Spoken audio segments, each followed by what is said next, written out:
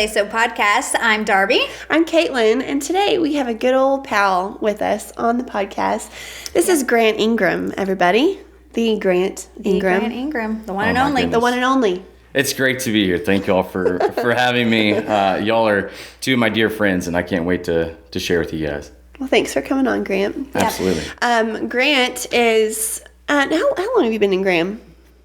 Coming up on 4 years. Okay, so you're not new to Graham anymore. You're a Grahamite. I don't know if I'll ever be a Grahamite. I think you have to be born and raised in a couple generations here to be an official Grahamite. But I love Graham. My wife and I are just so blessed to be here. We have absolutely no intention of ever moving. The Lord placed us here for a reason, and we're just we're so thankful that we found Graham, and that Graham has been so welcoming for us. Yeah, we love you guys. Yeah, and you've made quite an impact in 4 years. Well, that's really my goal and where my heart is. Yeah, I love that. Well, we love you, Grant, but we really love your wife. Okay, we love you. Yeah, absolutely. I think I would not. Well, I know I wouldn't be half the man without my wife. Yeah.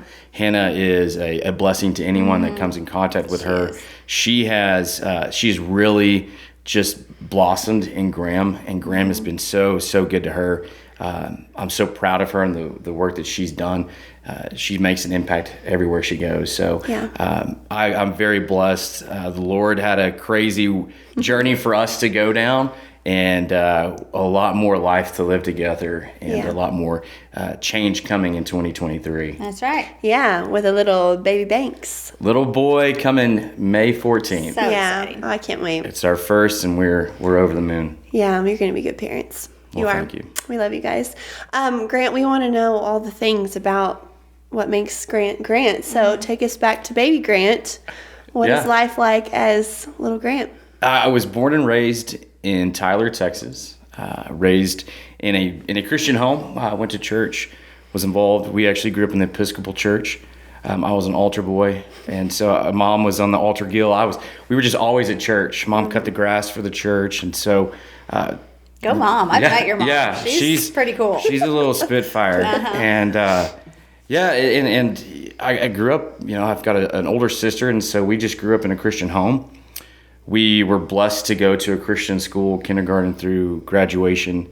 And so I was heavily involved in learning about the Bible, learning about God and Jesus, and knew all the answers. I mean, when you're going to Christian school, you're tested on it. You have Bible class, and you have to pass Bible class. That's a big deal. And so, I was full of the head knowledge. Yeah. But which made it probably a little too easy to just skate by and not truly understand the significant life change that occurs whenever you fully give your life away. Yeah. And so I was very good at being the good kid. I had all the head knowledge and could make my life reflect what people expected or thought that I needed to be. Yeah. And I had a great childhood, great friends, great family. In high school, right before my junior year, my parents they split up, which was pretty devastating for my sister and myself. My sister was going off to college. I still had 2 years of high school left, and it was a big life change.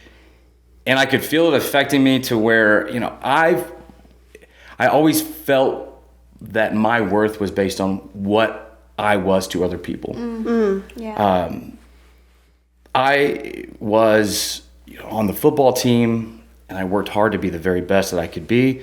I was on all the different sports teams. I was a part of student government. I was a part of the chapel team. I was heavily involved because I wanted people to think of me as being worthy. And that's where I found my identity.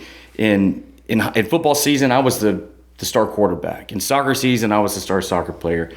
When there weren't sports going on, but I was the student government president.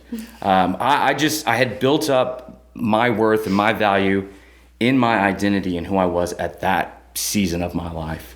I was still a believer, but I felt I was very surface level. I had never really given my soul away. in college, I went off to be a college soccer player, and I thought that was awesome.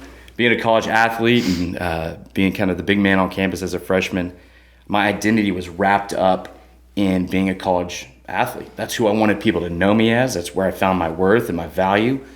And it really took me down a path of not being fulfilled and not being whole, because the moment that soccer career was removed, I felt like I had absolutely nothing.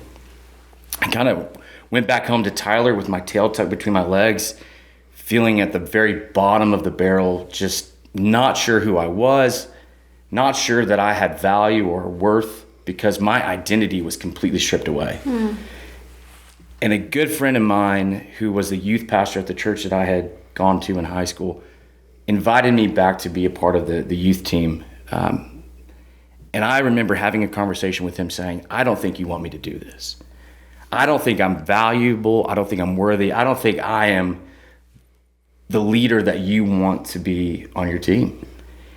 And that's when he just expressed that my story is my story, and my value is not based on who I am as through this world. It's really in my relationship with Christ. That's good. And that was a changing moment in my life. I mean, I really found that I had a voice, I had worth, I had value, and I had a story to tell. Yeah. And my heart shifted to not being focused on myself, but on what can I do to better others around me. Because I didn't want anyone else to feel that low that I felt. I mean, going through the heartache of parents being divorced and losing everything that you had worked so hard for, to not having an identity or not knowing who you were, but also, realizing that at the very core, I'm a child of God, and that is the only identity that I need.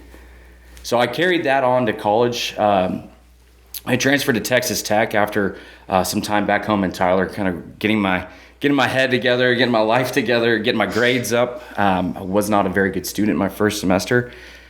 I won't tell you what my GPA was, but I will say that I'm very grateful to Texas Tech University. It was a 0.0 GPA when I transferred in, so I got to start over from scratch. And I was able to get involved in Young Life in Lubbock, which kept me grounded, kept me doing what I believe to be the Lord's work and really helping and encouraging the next generation. After I graduated college, I pursued a career in high-end resort management. And I tell you, I feel like I've lived the life of the prodigal son more times than you can imagine. I've been on both sides of the prodigal son story, right? I've been on the side of the brother who's still working in the field, that hasn't gone and squandered everything, that's still confused. Why are we praising this behavior? And I've also been the prodigal son to go off and take all the good that I had and go squander it and come back to a forgiving father. My life in Wyoming was a little bit different than what I had imagined. I had pursued this career path, and I had climbed the ladder pretty quickly. I got to manage. I was essentially the general manager of one of the high-end resorts, one of the top resorts in the country, and was a great experience. It looked good on paper. I found myself finding my worth again in my career and who I was and what photos I was posting on social media. But at my core, I was missing out on relationships, on community, on my friends getting married, on my buddies having babies, on my family, all at the cost of just presenting myself as some high, some successful professional. And that to my core just was shattering me. I was at the lowest of lows. I was seeking fulfillment in a lot of other things other than where I knew my worth was. And so I think the Lord really got a hold of my heart after I had really hit rock bottom. There was a time there that I felt like I couldn't walk away from it. I couldn't quit because then I would be a failure. And I had felt that feeling of failure before with the sports and my identity. And so I was at a crossroads of I can keep doing what I'm doing and being completely empty, or I can just walk away from this and trust in the Lord and surrender my life, surrender my career, surrender everything just to get back to that sense of worth. Yeah. When the prodigal son came back to his father, he said, Father, I've sinned against you and I've sinned against heaven. I am no longer worthy to be called your son. And it said that the father threw a party. He slaughtered the fattest calf and celebrated. And I think of that feeling in my life of I am not worthy. I'm not worthy to be called a follower of Christ. I'm not worthy because I had made the mistakes and the regrets that I had made, and I needed that reminder of you don't have to do anything to be worthy. Mm-hmm.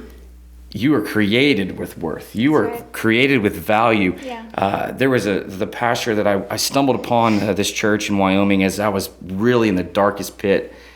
And he gave a message of, man, if there was just one person on earth, if you were the only one on earth, Jesus is still going to hang on that cross, take your sin, because you were worthy, you were valuable, you were created in God's image. And that really was the wake-up call of, I don't have to do anything other than surrender my life. Yeah. And I was ready to do that because me living for myself was getting me absolutely nowhere. I think the devil stripped me of this sense of community, and when you're the loneliest, that's when the darkness really can capsulize. It's just it's a scary spot to be when you're so far from any type of community. Yeah. And that's really led me to my heart now. I don't have a whole lot of means to give other than my time. But I know the value to me as a believer, as a human, to be in community and to be around people and to serve. And if I can give my time, then I want to give every second that I have, if it means making an impact and making a difference. So the Lord brought me to Graham, Texas. I moved out of Wyoming with no plan. I was humbled by that. I was sometimes ridiculed for leaving this great job and not having a plan of what I was going to do next. And I was just, at that point, I was trusting the Lord. The Lord's going to provide opportunity, but I have to be active. I have to be moving. I can't be standing still. Mm-hmm. And so, it's been about 2 months before the Lord brought me to Graham, and I've just relied on doors to be open and doors to be closed, and it's been such a rewarding experience when I fully have given up and sacrificed myself and trusted in the Lord. That's why I'm here. And so I'm just want to continue to do that. Yeah. Well, for those of you that don't know, Grant is the assistant city manager. That's right. You're a part of 12 different boards last time we counted. You were on the radio. That's how Grant and I really got to know each other. Right. We're on the radio together. So you do a lot of things still. I'm still heavily involved, and I have every intention of giving in any way that I can. Well, I love that that's your heart is for community, but I feel like what the difference is now is your heart and your perspective. It's in that surrender place of, Absolutely. God, I want to do what you want me to do, and I want to make a difference, and I want to be for others what maybe I didn't know before. Sure. Whereas before you were a part of so many things to prove your worth, and now you get to do it in a place of giving back. Absolutely. Yeah, it's a whole different mindset. It's a whole different attitude of my heart. I have seen where living for myself has taken me, and I just don't ever want to go back there. I want to express value and worth of every single person because we're created in God's image. That's at the core. I think the best identity that you can have, as I said earlier, is just being a child of God and understanding what that means. Everything else are they're either blessings or tools or abilities that we have to further God's kingdom. What y'all are doing here is a tool that you have, that God has given you to further His kingdom. What I have is time. I have time and an ability to serve, and I want to make sure that I'm taking full advantage of that for the Lord. I think it's pretty profound what just these revelations that you've had along the way of, I mean, that even just as a high school and college student, that you recognize, like, I am finding my identity in these things, because when you're in the midst of it, it's so hard to see it for what it is. Sure. A lot of the times you have to, you're a decade later on, you're like, wow, I can't believe, that is what was happening. But to be, I think that's what is the hard thing for so many people, is when you're in the midst of it, you don't have that perspective. Right. And so I think that I would love just for, you to give some encouragement to somebody that, how do you gain that perspective without having to just continue to live it? And then maybe you've lived 10 years now and you're like, well, shoot, have I wasted my time? What, how do you do it in the moment? How do you, and maybe it's just having that community that you said community makes such a difference in your life. I think it's important to note that what I was finding my identity in was not necessarily evil or worldly things. Yeah.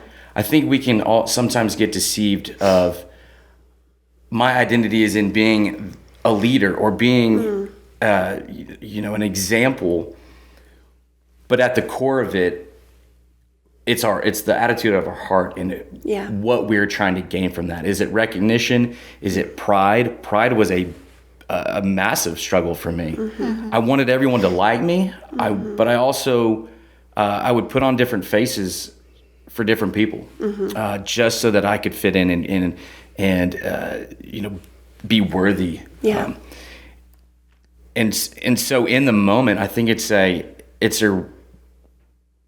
self-evaluation of your heart. What are your motives behind your identity? Where are you finding your joy? Where are you finding the reason to continue? And so that would be my sense of, or my encouragement to people, is to really look at the heart of the matter. Are you so consumed in the things around you in the world? Yeah. Or is it coming from a place of surrender? Yeah. I think that is really where your identity is. What are you surrendering to?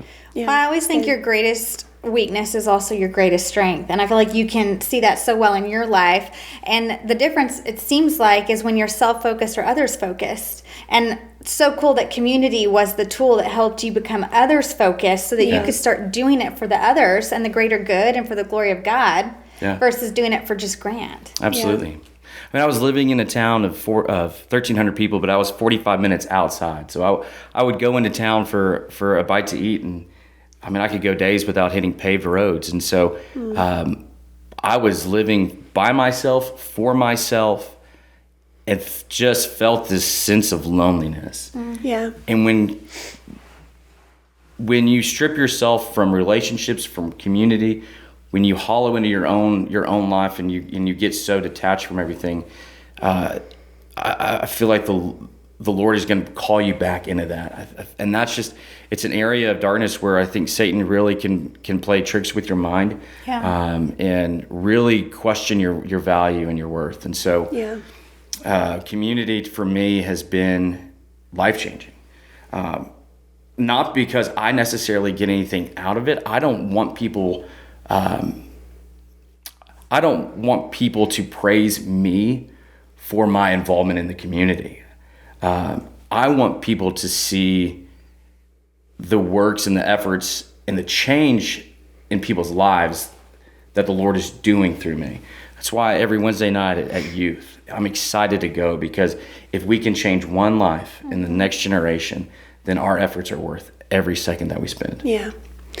Yeah, I know, there's been, just from doing life with you guys and being in small group with you, there's been opportunities to leave Graham or to go do something new. And I know you've shared, like, a big reason you're here is for that community. Mm-hmm. And I think that there's such a difference in quality, godly community versus the other. And I think that sometimes you don't realize that there is a difference of people, surrounding yourself with people that not only care about, your life presently, but your eternity and your decisions according to eternity, and because I know for me, like, it's literally changed my life to have godly friends, you know? And so I would love for you to speak to that kind of community in your life. Why has it made such a big impact? And how do you recognize quality godly community versus the other? Like what are the differences been for you? I think for a long time I ran from godly community. I was surface level with my faith. I could put on that hat and wear it proudly and wear it well, but I was very quick to take it off and put a different hat on. Yeah. But when you are living in godly community, I feel like you can be vulnerable. I feel like you can be honest. I feel like you can show your failures and your flaws, and be encouraged and be accepted and be loved through that. I had a hard time grasping the reality that could happen. I always thought that you mess up. Well, going back to the junior high and high school. Well, you're probably going to get in trouble. You're probably going to have detention. You might have whatever it is. You had consequences in a very worldly manner. Yeah. For where you messed up in your spiritual life. You may disappoint somebody and you feel the judgment of parents, or you feel the judgment of teachers. And so to me, I never saw it lived out. Yeah. Growing up, I just saw this I wouldn't say superficial, but very surface level accountability, I would say. And then coming to Graham and diving into church, into small groups, I was not one to just jump into small groups. In my past, I have seen where it's just a bunch of people talking about, the Bible school answers and not really living life. And to me, that's a waste of time. I've talked a lot about time. And I think time is the most valuable thing that we have. So if we're not going to be real, we're not going to be raw and honest, then you're wasting my time. Yeah. Like if I'm going to be in community with you, I want to hear where your heart is. I want to hear where your flaws are, where your faults are, and I want to be able to come right beside you and encourage you. And the same for me. I want to be able to have real conversations, because I don't think we grow with surface level. Agreed. Isn't that funny that is your desire for me to give you permission to hold me accountable? Yeah. See my weakness. See, like, I'm going to share with you where I screwed up. Yeah. I'm going to invite you in on that. That's so counter to our nature as just humans. We are all living with the same goal. It's to make an impact and to further God's kingdom. How are we going to do that if we're not being willing to be honest with each other? Yes, amen. Listen, I know where your salvation is. I know where you're going to be. Yeah. I know where I'm going to be when I leave this earth. I want everyone else to be right there with us. Yeah. So let's put aside our judgments, our fears of being open and honest, and let's start living real life together. It's so great. Preach it. I know. I love it. And I know that's why it's so important that you are in the role that you're in the city, Grant. You know that. And I'll fight for that all day long, because I just think so much of you. And I feel like God has such a calling and a purpose on your life for all these lessons that he's taught you, how he wants to use it to not just change Graham in this community, but beyond that, beyond what you can see. I do think your obedience and your surrender goes farther than you can know. Yeah. I appreciate that, Darbi. I do. Yeah. It's been a humbling journey. I will hope to always remain humble and be in tune with what the Lord is saying. I really envy you. I've envied both of you. I respect both of you so much in the way that y'all have both been so obedient and ready to go. I feel like your bags are packed. You're ready to do whatever the Lord calls you to do. There's never a sense of hesitation. It's just said, okay, let's go. I've seen that in the both of you, and it's really encouraging. What y'all are doing for God's kingdom is impactful. Well, we'll do some things together one of these days. I hope so. Absolutely. Yeah, we'll just help you raise baby Banks. Please do. I'm gonna We're your village. I need all the help I can get. All the help. Well, one thing we did joke about is, going to get involved and what's in it for me, right? I would always joke with Grant, why? What's in it for me? Yeah. And I was thinking about bringing that up to you. At the end of the day, for me, for service, do I get a sense of accomplishment? Yes, absolutely. But I also know that my time is what I have to give, and that's what I can do.